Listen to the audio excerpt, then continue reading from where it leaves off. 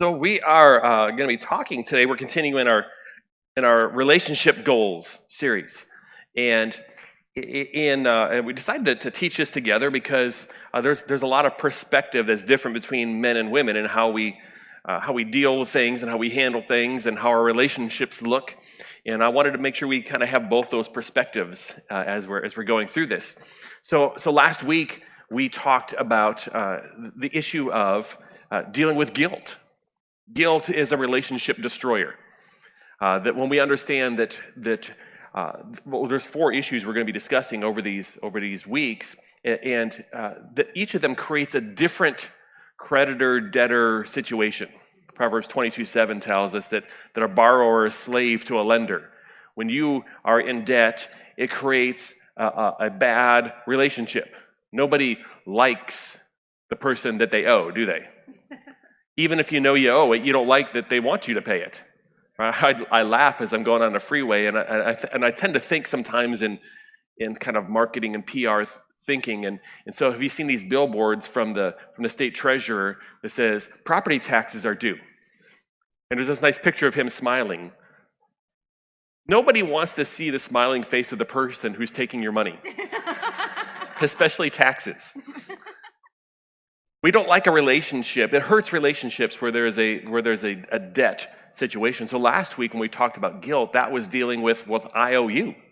There's something that I owe, and until I deal with that, there's going to be a difficulty in a relationship. And today we're going to talk about dealing with anger. Anger says, you owe me.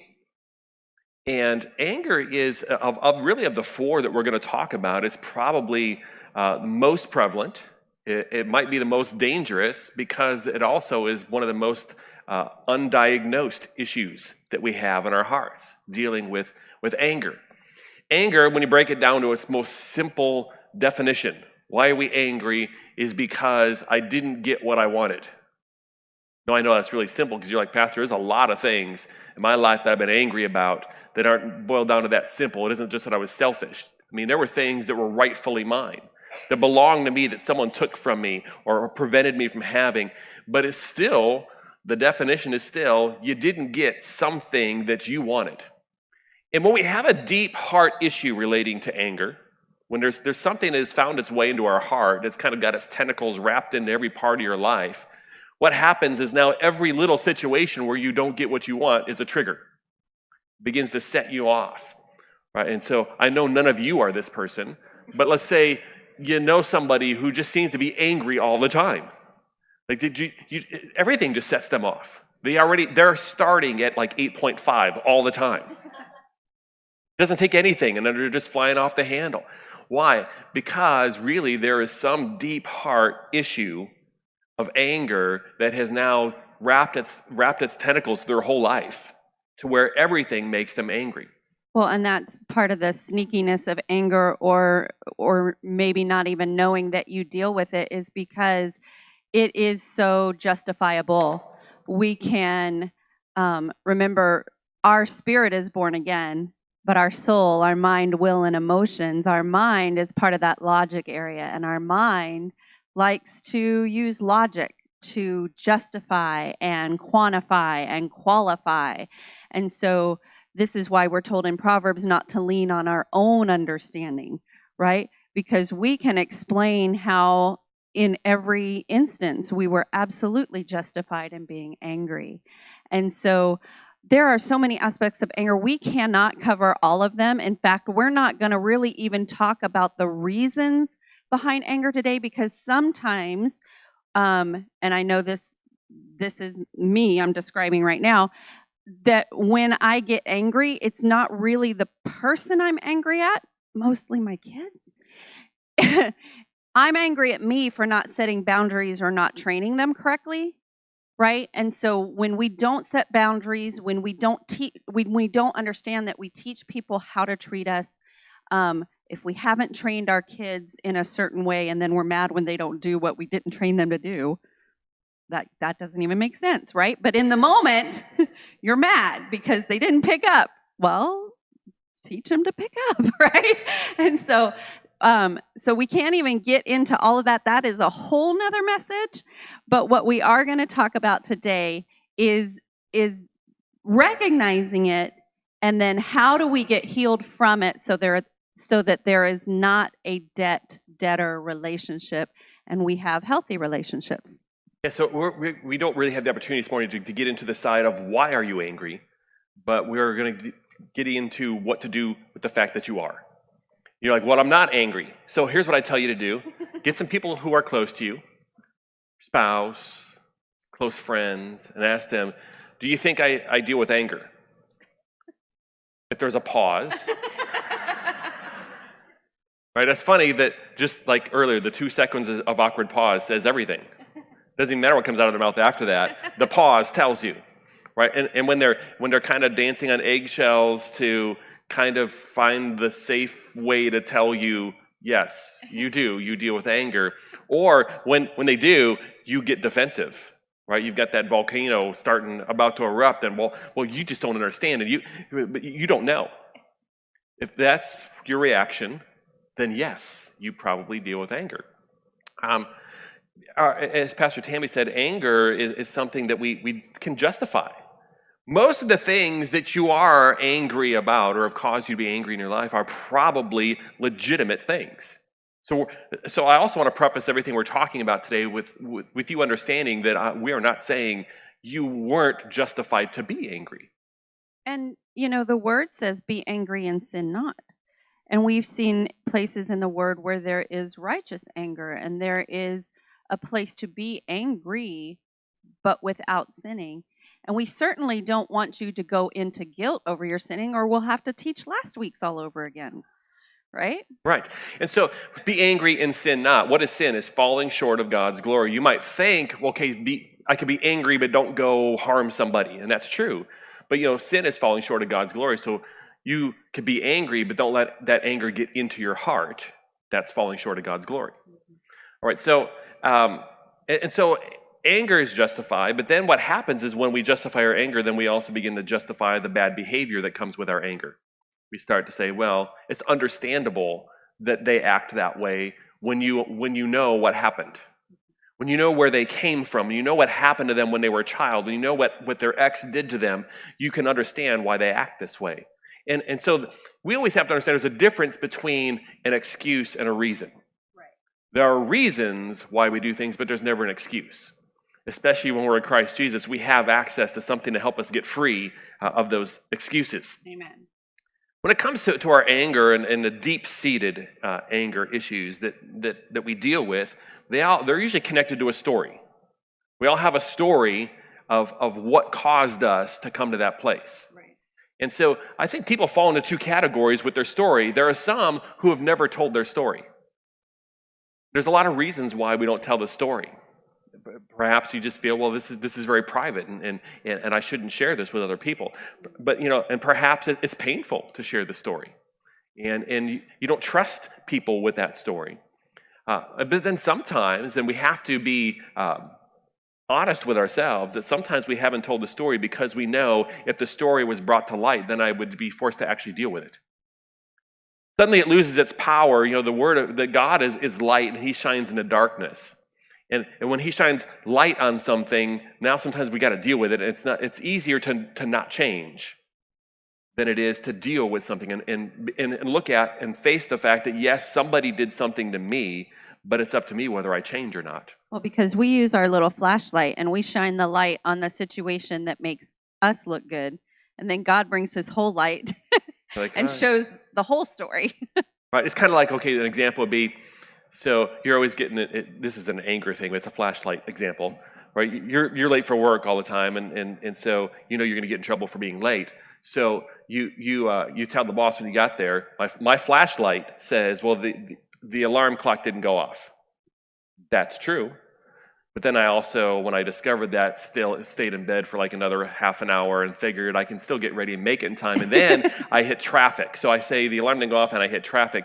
But you didn't put the light on the whole story. Right. Right? We tend to do that. Our light, we like to flash just on the parts that we want to reveal. Mm-hmm. God wants to bring light. I'm not saying God wants to expose your junk to everybody. Right. That's not what I'm saying. But in dealing with our issues ourselves, we've believed our own lies. We've believed our own little flashlight version of the story. And so, but also I'm not saying that every story has something where you're at fault as well. I'm not saying that. But what I am saying is if you've allowed it to brew and stew for months, years, decades, now it's on you. It's time to deal with it and get free of it. Amen. Now that's one side. Now there's the other side of the story. And again, I'm sure this is nobody here, but you know somebody that always tells their story to anyone who will listen.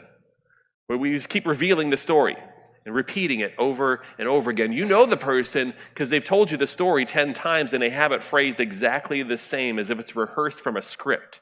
They can tell you that story over and over and every detail of that story.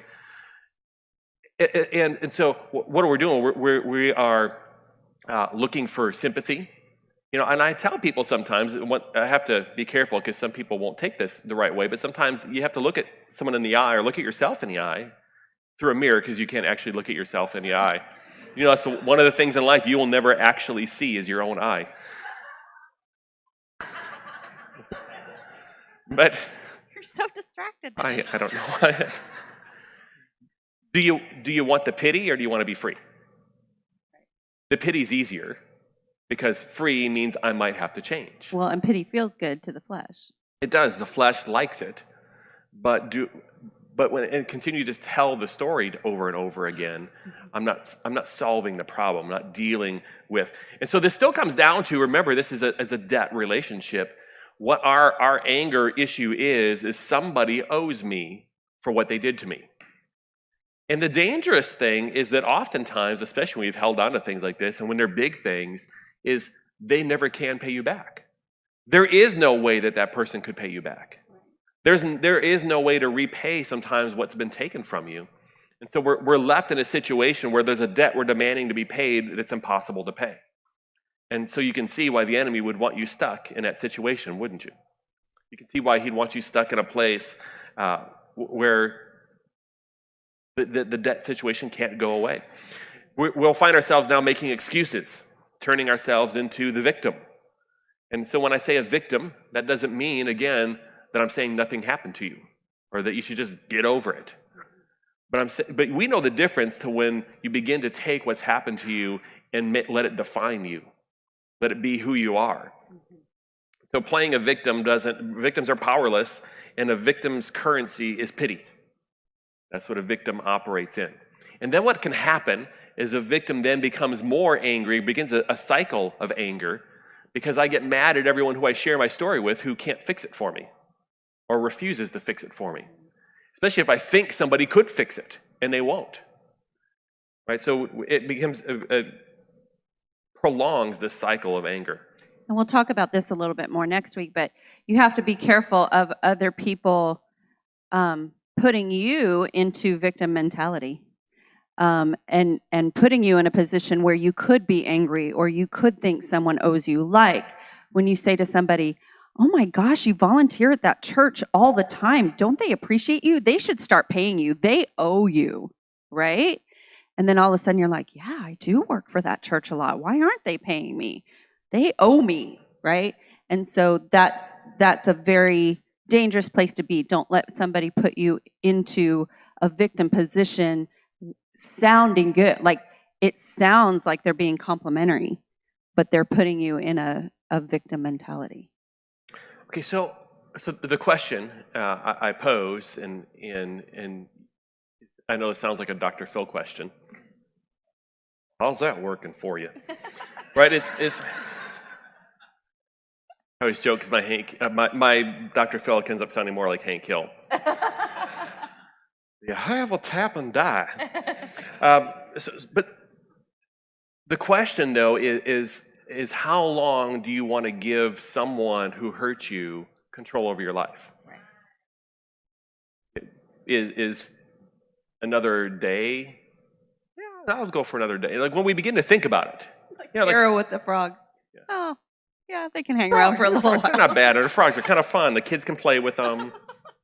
Right? It's the question we have to ask ourselves is, how much longer do I want to let that go on? How much longer? Because, we know this. Oftentimes the people that have hurt us, some of them, they don't know it. And either it was they just didn't know, or they were just, we think though they were so insensitive, they don't even realize the things that they're doing. Sometimes they do know, but they've moved on, they don't care anymore. How long are you going to allow that person to have control over where your life goes? And allow that to continue to destroy your relationships? Because your anger problem is destroying your relationships. So we have to make the decision that we're going to get over it in one way, shape, or form. And we're going to give you a way, shape, or form to do that today. Some people think that their anger, they've somehow managed to turn it into an asset. Like, well, the Lord says He has to take those things that are meant for harm and turn them to good. So I use that anger to drive me. It gives me that edge that I need. What you've done is you have made what the Bible would call a Gibeonite treaty. What does that mean? I have no idea. It sounds like something Hebrew, Pastor. You're going to Hebrew, and you're going to lose me here in a second. There's a story in the Old Testament. The Israelites were set free out of Egypt, and they're on their way to the Promised Land. And God tells them, don't make any treaties with any of these nations you come across. Now, remembering the Promised Land is your heart. The giants and the enemies are things that are in your heart that need to be driven out. And so along comes, they were deceived by this group called Gibeonites. I could tell the whole story because we don't have time, but they were deceived by them into making a treaty with them. They didn't ask God about it. They just went ahead and did it. And long story short, it causes all kinds of problems for them because they made a treaty with one of the enemies. We can tend to take something like anger and we make a treaty with it. See, because what the Israelites did is, well, we're going to make them serve us. We make them fight for us. We make them help us. So it's a good thing. And God says, no, you don't know better than me. I said, get rid of it. And so we have to be careful that we haven't taken something like anger and we make a treaty with it. And we make an excuse and say, well, I found a way to make it help me. Because that puts you in a position where you're saying you know better than God does. And that's probably not a good place to be. Probably not. So let's talk about the remedy. All right, so we have a problem. Every one of us is dealing. We're going to be honest with ourselves. We all deal with anger somewhere. If you find yourself, I even do this myself sometimes. I find myself going, why did that make me so mad? That was a silly little thing. Why did that make me so mad? Because there's probably something under the surface that needs to be dealt with that's caused that to rise up to the surface. Let's go over to Ephesians chapter 4.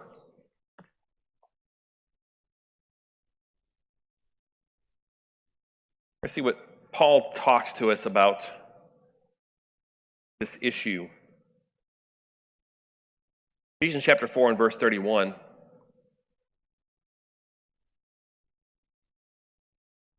Paul says, let all bitterness, wrath, anger, clamor, and evil speaking be put away from you with all malice. Not put it away with malice, like use malice to put it away.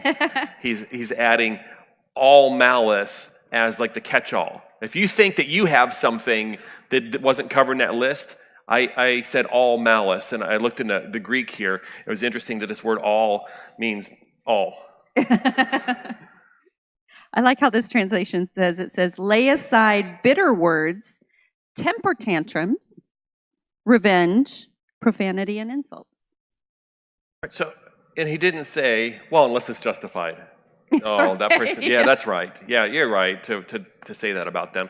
No, he says to put it all out of the way. Now, you may look at this and go, well, what does this guy know? This is Paul. He's 2,000 years ago. He doesn't know the world we live in. He doesn't know the horrible things people do to each other. He doesn't know what's happened to me. That pastor sitting up there doesn't know what's happened to me.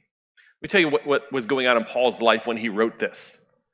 He was writing this from prison, and he was in prison. He'd been unjustly arrested, had been extradited to Rome, so they took him somewhere that he would have the least favorable trial, and he had been held for over a year awaiting a trial.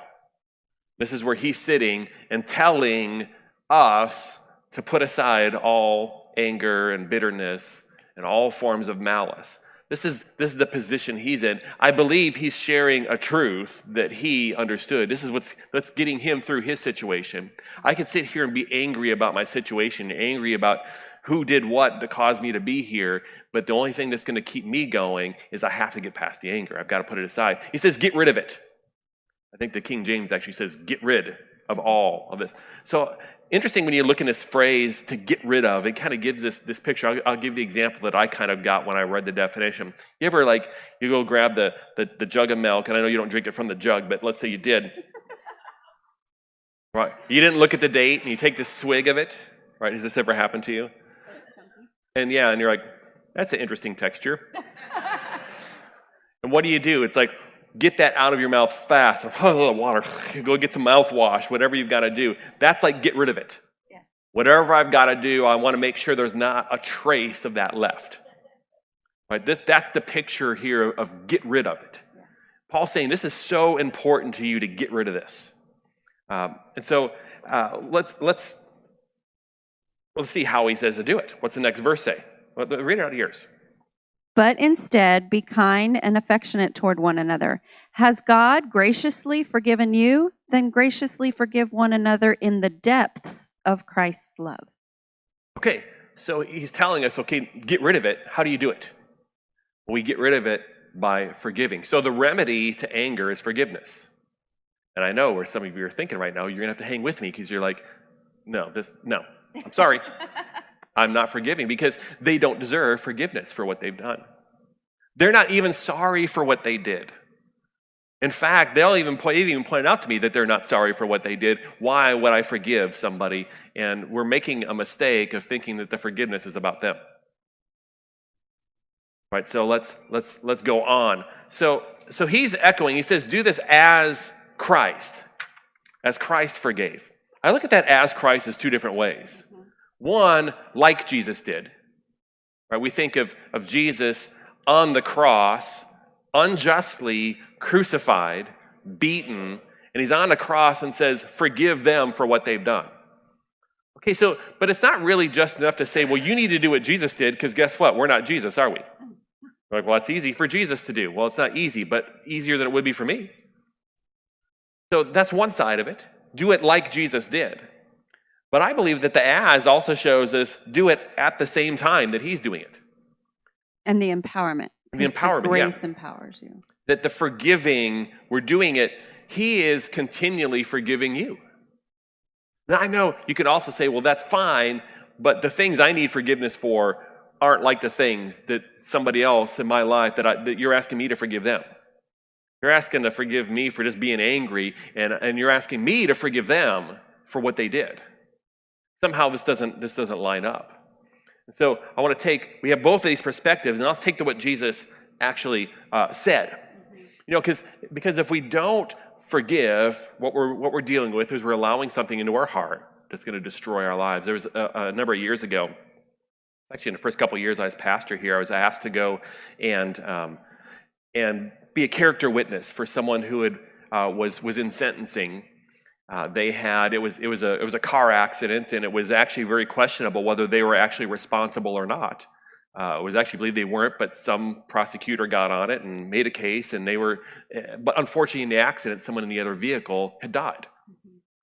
And so now sentencing is being put in place, and you could see the family, and it felt so bad. I felt so bad for this family on two levels. One, for their loss, but to me, even more so, the fact that I could see the anger that these people are going to deal with, that is an unpayable debt, that was going to, unless these people find a way to let go of this, is going to affect every part of their lives, not just these parents, but now these children who are going to be told this story about this evil person who took their mom from them, and all they got was, right? Because the reality was, in a situation, anything short of that judge saying death penalty right now wasn't going to be enough. They were going to still be angry because in their minds the debt wasn't paid. And but it was interesting that these family were great believers, and before that hearing, all coming together and the family praying for the family of the one who lost their parent. And praying this very thing, that they'd find a way to be able to allow God to heal them, because the enemy wants nothing more to take that loss or something that's happened to you and project that over the rest of your life. Right. And then affect as many other people as they can as well. Right. Amen? And so it's important for us to find a way. So Jesus is having this conversation with Peter in Matthew chapter 18.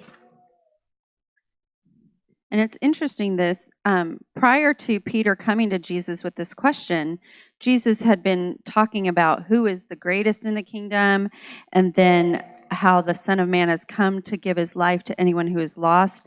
And he talks about restoring broken relationships. And then Peter comes with this question. Yeah, so he was probably listening to Jesus talk about something like this, talking about how we need to restore and we need to do things, and he's coming up to Jesus going, okay, you couldn't have possibly meant what it sounded like you were saying, right? So he comes and says, Peter came to him, this is Matthew 18, verse 21, came to him and said, Lord, how often shall my brother sin against me and I forgive him?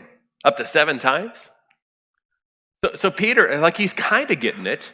He realizes that I need to be able to forgive. I get it. Like, seriously, there's got to be a cutoff point. There's got to be a place where it's clear that he has no intention of changing and he intends to keep doing the same thing to me. So what's the point that I can just say, I'm done. I don't need to forgive you anymore.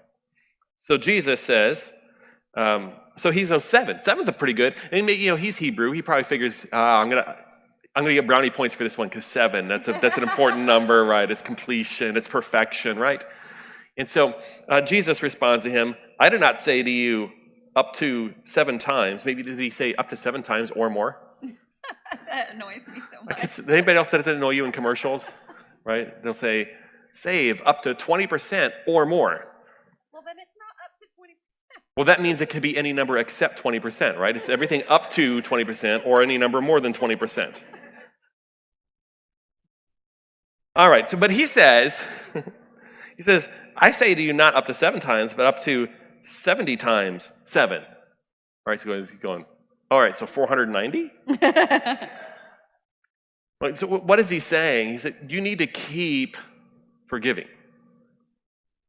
Why? Right, again, because I think that Peter's question, the same as ours, was misunderstanding the purpose of forgiveness. Forgiveness from Jesus' perspective is not about the offender, but about the one who's been offended. That God sees in us, relationship is so important, he loves us so much, that we had a debt that there was no way we could pay, and he chose to forgive. And when we continue to fail, he continues to be faithful and just to forgive. That's who he is. That's how he operates. And I'm not saying that God is selfish, that he's designed this way, that the forgiveness is all about him. He's painting a picture for us. That when our ability or our willingness to forgive, to get over our anger, is about us. And so his question, this whole 7, how many times do I need to forgive him, is kind of, if you really think about it, Jesus saying way back then the same, the adage that we hear today, right? That when you hold anger and bitterness towards someone, it's like drinking poison and waiting for the other person to die. Right? Jesus is actually saying this 2,000 years ago. Okay, do you want to keep the poison of forgiveness? Okay, so 7 times, that's your limit. After that, you'll go ahead and allow it to destroy you. Why don't we just keep going? Let's keep going and get over this. Because in reality, you do have every right to be angry, but then that means you're also choosing the right to have a very painful life. Right. Well, and so I debated whether I was going to share this. I didn't even tell you I would because you'd tell me not to. So a pastor friend of ours, he put it this way. He said, okay, so you've got someone who's offended you, who's hurt you, and you say, well, I've got a right to be angry. You've got a right. Yeah, you do. And you've also got a right to eat something that's vile that you would never eat, yes. But why would you want to? Right? Your breath would stink, it makes you sick, and it's socially unacceptable. Right? It's gross. Why would you do it? Yeah, you have a right to. No one can stop you from doing that. But why would you? Well, this is what we're talking about here. You've got a right to hold on to your anger. You can justify it 100 different ways that no one can argue with. But why do you want to? Right? What, it makes you stink. It makes you sick. Why would you want to do it? Okay, so but let's go on. So after this, now Jesus is going to give an illustration. All right, so now we go to verse 23. Therefore, right, what's therefore? Because Peter asked the question, and now I'm going to tell you a story to help you understand my answer. Therefore, the kingdom of heaven is like a certain king who wanted to settle accounts with his servants. And when he had begun to settle accounts, one was brought to him who owed him 10,000 talents, meaning that this was a debt that there was no way he could ever pay in his life. This translation says $1 billion. $1 million. No, A million's not that much. billion. 1 billion. Those of you who know what that is, you're like, why did the pastor just reference that? Okay. A massive debt. So the picture is there's a ruler, this person's brought to him who owes something that's impossible for him to ever pay in his lifetime. But as he was not able to pay, his master commanded him to be sold with his wife and children and all that he had, that payment would be made. Okay, so here's this picture. That it's a payment that you can't make, but I'll accept this as an acceptable payment. I'm going to put you in prison and your whole family in prison. Take everything you have, and we'll consider it settled. But you know that. But that's just what it is. You have a debt. Sometimes a person owes you that it can't be paid. There's no way for that to be paid. There's no way to go back in time and cause that to have not happened. There's no way for all the effects of the things that have happened to have changed. It's impossible for it to be paid. This is the picture here. And so what happens? The servant therefore fell down before him, saying, Master, have patience with me. I believe some of the others say, have pity on me. Mm-hmm. Patience with me, and I will pay you all. Right? Making the impossible promise. Mm-hmm. Right? If you remember in this picture, this first part of the story is this is God and us. Right? We make God promises all the time that we're going to pay and we're going to make up for what we've done. We can't. It's impossible. Right? That's what the law was given for us to understand is it's impossible. We can't do enough. Okay, so then the master of that servant was moved with compassion, released him, and forgave him the debt. Okay, so Jesus is here using the terminology that we're using, that this anger that you have against an offense that they cause, it is a debt. And that the answer to that is to cancel debt. When it's a debt that can't be paid, all you can do is cancel it. So understand there's a difference between canceling a debt and just saying it doesn't exist. See, this process we're talking about is not about you saying, well, it doesn't matter. No, it matters. Yeah. It matters a lot. It is making a decision to cancel the debt that exists, not claim the debt doesn't exist. It exists, but we're making a decision to cancel. Okay. Right? Because when you make the decision to cancel, right, what was the victim mentality? Takes, I have no power. I'm powerless. When I choose to cancel the debt, I'm back in power. I made the decision to cancel it. Right. I made the decision for it to not control me anymore. Okay, so he forgives the debt. So debt canceled equals forgiveness. The hurt or the offense is a debt that's owed to you. And now a decision was made to cancel it. Now go to 28.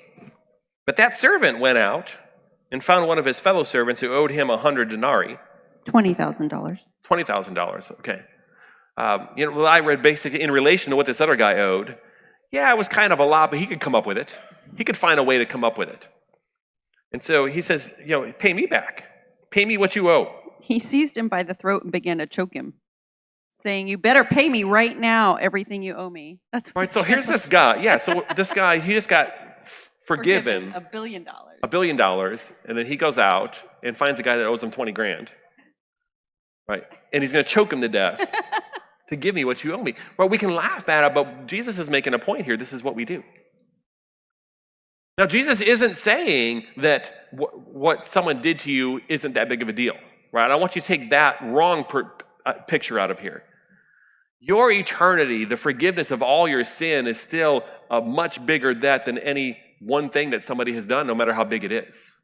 It was a debt that you could not pay. It's impossible. Okay, so his fellow servant fell down at his feet and begged him, saying, have patience with me, and I will pay you all. This sounds just like what he did, isn't it? But he doesn't give the mercy, does he?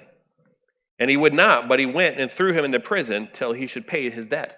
Okay, so now we can look at what the servant did and go, it's ungrateful, right? It's wrong. And we look at it and go, well, this isn't right. But he had every right to do what he did. His debt was forgiven. It didn't have to be, but it was. And this man owed him, and he had every right to throw him in prison. According to the rules, it was perfectly acceptable for him to do this. It's perfectly acceptable for you to continue to hold that anger and unforgiveness towards someone. It's acceptable by the world standard. But God's got a different standard. Right. So when his fellow servants saw what had been done, they were very grieved and came and told their master all that had been done. Then his master, after he had called him, said to him, "You wicked servant, I forgave you all that debt because you begged me. Should you not also have compassion on your fellow servant, just as I had pity on you?" And his master was angry and delivered him to the torturers until he should pay all that was due to him. And other translations said he was turned over to the jailers. Prison guards. And he says, and this verse is a tough one for us to deal with. I don't think I gave you verse 35. I forgot. So my heavenly Father also will do to you if each of you from his heart does not forgive his brother his trespasses. Like, whoa, hold on. I thought, okay, we're Grace Church. How does this fit? Right? I thought we just believe in Jesus and everything's good. Now I want to make sure, as I always tell you, read what the page says and not what the page doesn't say. He didn't say that you're going to go to hell because you didn't forgive someone. He said you're going to be turned over to the jailers. See, when you are holding out for a debt to be paid that's never going to be paid and can't be paid, you're the one that ends up paying. When you've held on to something that can never be paid, waiting for it to be paid, it's you that's in jail. It's your life that's being affected. It's your relationships that are being destroyed. It's you that can't have the kind of relationship with your spouse or even find a spouse like you want to because you keep self-destructing your relationships. It's you that has a hard time advancing in the workplace because no one wants to deal with your anger problem. It's us that ends up in jail. The picture he's given us here is, I've given you a way out of this. I've shown you my way of dealing with this. If you choose to not do it my way, then go ahead. Do it your way. Your way, you're going to be the one in debt. And so really, what we're talking about as we're talking about healthy relationships and restoring relationships is maybe you have this person to forgive and you don't want that relationship restored, right? But again, it's not about that person. It's not even about you so much as just getting free so that other relationships in your life can be healthy again. Because the unforgiveness is eating away at something that is going to affect all the other relationships in your life that you do want to have healthy, happy relationships. So yes, maybe somebody that you need to forgive is not somebody you want to restore a relationship with, but following and trusting God in this to see your other relationships become healthy because you've let go, that's the direction we're heading here. Okay, so I'm going to give you, if you want to write down, just really quick, because I'm almost out of time, a 4-step process to work through this. And hopefully most of it's pretty self-explanatory because we've covered the concepts that we're talking about here. So 4 things. Number 1, you need to identify who you're angry with. Like, well, that's easy, right? But sometimes it's not. Sometimes it's not easy to identify exactly who it is you're angry with, right? You ever had that? Like a person's coming at you like, why are you mad at me, bro? What'd I do? It's not you. There's something else that they're dealing with. You need to identify who you're really angry with. Is it an ex? Is it your boss? Is it a business partner that cheated you? Is it I don't know. You need to identify who the debtor is. Then the second one is, what did they owe you? You can't cancel a debt if you don't know what the debt is. I found it interesting in that story, the parable Jesus told, is he was very specific in both cases what the amount was that was owed. And so now I'm not telling you can't really limit this by what's reasonable. I'm not asking what's reasonable to be paid. What was actually taken from you? Maybe you haven't forgiven a parent that did something to you or wasn't there for when you were young. You got to, best you can, quantify what's the debt that was owed to me? What was taken from me? And know what the debt is that you're canceling. Be as specific as you can be with it. And it's not about whether it could be paid. I just need to know, you need to know, what is it? If you're doing this blanket thing, you're never actually covering the real problem. You can't just do a blanket, well, I just forgive them. No, you need to know what it is that you're canceling. Then the third is cancel the debt. It's going to look different for different people, but maybe it's something like this. It's, Lord, and take it before the Lord. It's the best way to do it. Lord, I today I'm canceling the debt of whoever, fill in the blank. And the following that they owed me. Lord, I give this to you. Right now, I state it again, I cancel the debt of whoever. That's the third step. Actually do that process. We don't have time to really do this today. I couldn't think of a great way to do this, but I'm going to just give you a way to kind of do this. It kind of goes, it goes with this. Give yourself some sort of a physical touch point that you can go back to. Whether it's writing down the day you did it, perhaps doing something like this. Write down that name or a single word that really identifies you with what that offense is. Write it down, and now either physically find a way to do it or picture yourself actually taking it to the cross, leaving it there. Say, I'm never picking that up again. Give yourself some way of saying, because what's going to happen, why this fourth step, last step, is so important, is dismiss the case. It's not open pending further investigation. It's not open to maybe new information. I had, years ago in business, I had a person I was doing a whole bunch of work for. It was one of those opportunities that seemed too good to be true, and it was. And I can look back and go, yeah, the Holy Spirit showed me about half a dozen times not to go into this business deal with this person, but it seemed so good. And so I did. And I put in a couple, 2-3 months of work, several all-nighters doing projects, doing all this, all with the carrot dangling on a stick, that as soon as we get done with this, they're going to pay us. As soon as we get done with this, they're going to pay us. Right? All it was, really, I find out, is he was just giving me all the work, and when I got it done, then he would get paid. But all got done. We cleared all the hurdles. I felt like I finally got a hold of the carrot, grabbed it. I get the check tomorrow, right? And so it was about $50,000 worth of work. Right? I remember what's the debt, what's owed. And well, I don't have it, but I'm going to get a check over to you with the first part, and when I get the rest of it from the customer, I'll give it to you. So I get this check. Well, at this time, I'm with the band, and we're going out just, touring. We were down in Mexico doing a crusade, and thought everything's good because, we've been behind on bills. When you work solid for 2-3 months and you have nothing to show for it. The kids were babies. They were like 1 and 2 years old. Yeah, they were really little. But everything's good now. I got this check. Well, I get a call from Pastor Tammy at the hotel down in Mexico where I was, and he said, so the check bounced. And not just like it bounced, it was like it was a check written on a closed account.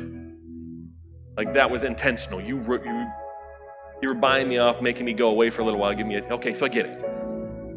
And so, here I was, with the situation, and then things start coming, and then there's more carrots. We can get more. Please forgive me, and all this. And so, this is one of the things that led up to us almost losing our house, all kinds of things. And the Lord just hit me one day and said, "Well, you need to forgive him."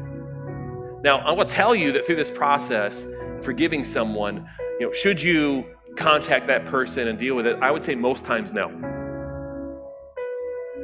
This particular situation, the Holy Spirit told me to, but most times no. Why? Because you bringing it up now usually gets received as an accusation. You're accusing me of something, and now it makes it worse. Because remember, the forgiveness a lot of times isn't about them, it's about you. It's about you letting go of something. The Holy Spirit told me, call him up and actually tell him, I forgive you of this debt, what the amount was, and just leave it at that. Because I almost did exactly what God said to do. Because I added a little, if you ever get the money and you want to pay me, I'll take it. But you don't need to.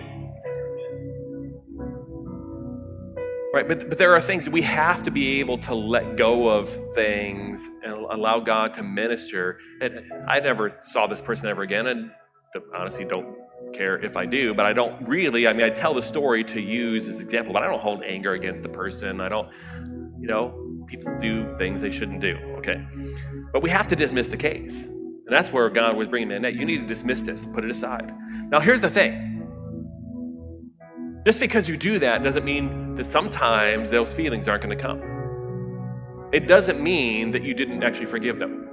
The enemy wants you to think, oh, see, you said you forgave them, but you didn't because look, you still have these feelings. You know what? You got born again and got set free from sin, and guess what? You still sin sometimes. Does that mean you didn't get saved? I guess it depends on what church you go to, but we're working on it.